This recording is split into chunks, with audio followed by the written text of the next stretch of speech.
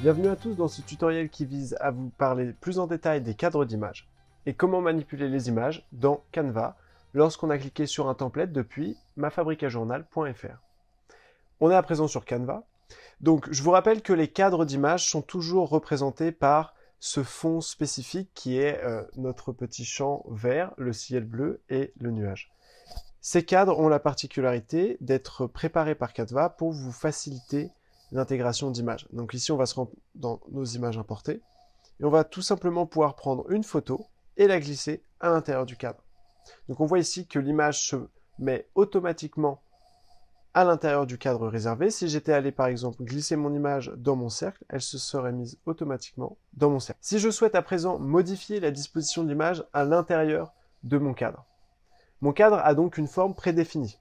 Je ne peux donc pas mettre mon image plus petite que le cadre. Vous voyez ici, en fait, je ne peux pas aller plus loin. Par contre, ce que je peux faire, c'est agrandir mon image intérieure, qu'elle dépasse du cadre, et je vais ainsi pouvoir la déplacer légèrement pour la centrer comme je le souhaite. Parlons à présent des images. Pour commencer, on va venir récupérer vos marges sur la page numéro 4 et la placer sur notre nouvelle page. On va ainsi la verrouiller pour pas qu'elle nous gêne par la suite. Ce que l'on va pouvoir faire ici, c'est venir directement dans Cadre, dans la partie Éléments. Donc on vient ici et on appuie sur Cadre. Vous voyez ici, on a tout un ensemble de cadres qui sont gratuits. Ceux qui ne sont pas gratuits sont symbolisés par une petite couronne. Vous pouvez tout simplement les faire glisser sur votre page. Et par la suite, vous pouvez vous rendre dans vos images importées et faire glisser ce que vous souhaitez. Alors là, par exemple, c'est un bon exemple pour vous montrer.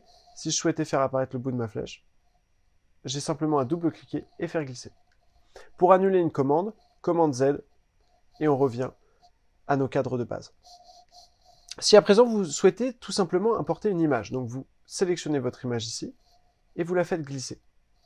Vous allez remarquer également, si vous prenez un élément de style graphique, donc tout simplement prenons cet élément, tous les deux, quand vous cliquez sur votre image, vous voyez des poignes et des cercles aux extrémités, au coin de notre cadre de sélection.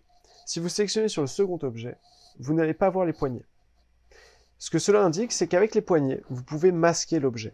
Et vous avez cette fonctionnalité sur toutes vos images que vous avez importées. Vous voyez, donc on peut masquer. Sur les éléments de Canva, vous n'avez pas de poignée, ce qui veut dire que vous ne pouvez pas venir couper votre image. Vous pouvez la rogner, et à ce moment-là, vous pouvez faire la même chose. Vous pouvez rogner. Mais pour ce faire, vous devez venir appuyer sur l'objet et appuyer sur rogner, et modifier le cadre.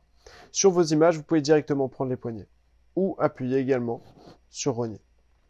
Une dernière chose, je vous rappelle également, si vous avez votre image sur votre page, vous pouvez tout simplement la faire glisser à l'intérieur ou, comme on l'a vu juste avant, la faire glisser depuis importer. Merci à tous, ce sera tout pour cette petite partie sur les cadres d'images et on se retrouve très vite pour d'autres tutoriels.